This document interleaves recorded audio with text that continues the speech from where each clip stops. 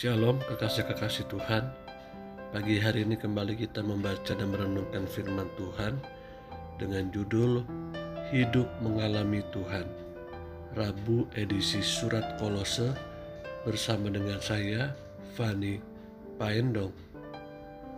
Kolose pasal 3 ayat 1 sampai 25. Karena itu, kalau kamu dibangkitkan bersama dengan Kristus, carilah perkara yang di atas, di mana Kristus ada, duduk di sebelah kanan Allah.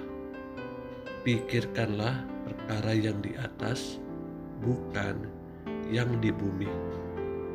Sebab kamu telah mati dan hidupmu tersembunyi bersama dengan Kristus di dalam Allah.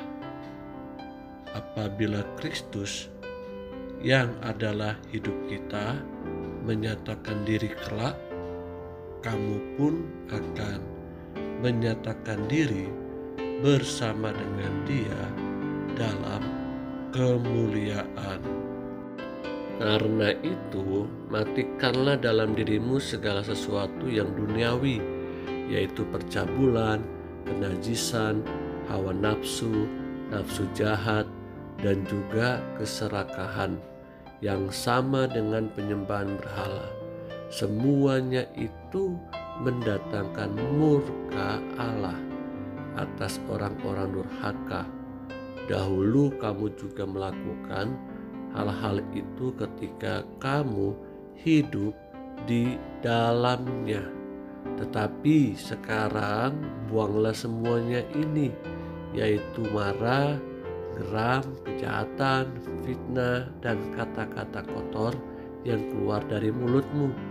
Jangan lagi kamu saling mendustai, karena kamu telah meninggalkan manusia lama serta kelakuannya, dan telah mengenakan manusia baru yang terus-menerus diperbaharui untuk memperoleh pengetahuan yang benar menurut gambar kaliknya.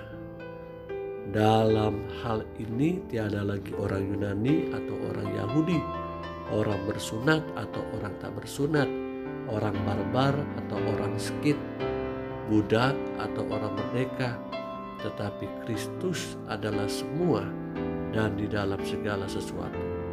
Karena itu, sebagai orang-orang pilihan Allah yang dikuduskan dan dikasihinya, kenakanlah belas kasihan, kemurahan, kerendahan hati, kelemah lembutan, dan kesabaran.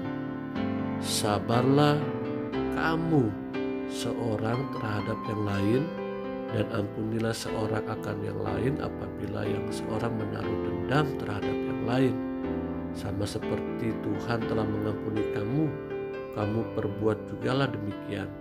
Dan di atas semuanya itu, kenakanlah kasih sebagai pengikat yang mempersatukan dan menyempurnakan.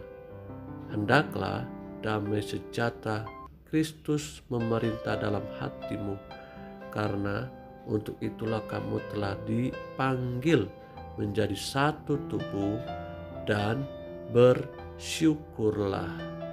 Hendaklah perkataan Kristus diam dengan segala kekayaannya di antara kamu, sehingga kamu dengan segala hikmat mengajar dan menegur seorang akan yang lain, dan sambil menyanyikan mazmur dan puji-pujian dan nyanyian rohani, kamu mengucap syukur kepada Allah di dalam hatimu.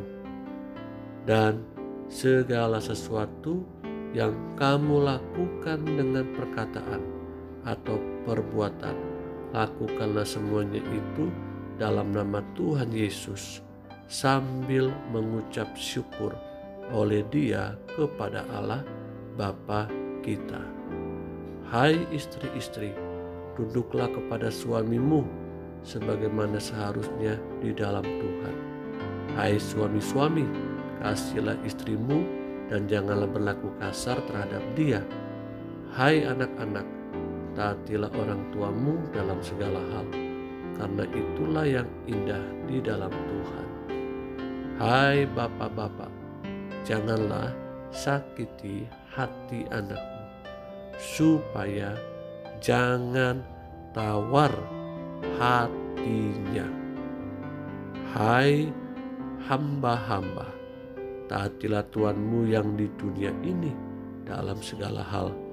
Jangan hanya di hadapan mereka saja untuk menyenangkan mereka, melainkan dengan tulus hati karena takut akan Tuhan. Apapun juga yang kamu perbuat, perbuatlah dengan segenap hatimu, seperti untuk Tuhan, bukan untuk manusia. Kamu tahu bahwa dari Tuhanlah kamu akan menerima bagian yang ditentukan bagimu sebagai upah. Kristus adalah Tuhan dan kamu hambanya. Barang siapa berbuat kesalahan, ia akan menanggung kesalahannya itu, karena Tuhan tidak memandang orang.